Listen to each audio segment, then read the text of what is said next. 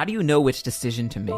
How do you know which path to take when there's pros and cons to every choice, and you know that you must use your voice to stake your claim in that future gold and write a new chapter that's still untold, and yet you never know if you may regret lest you forget there's always a loser in every bet. So how do you know which choice is best, and what must you do to ace life's test? Let me give you the answer.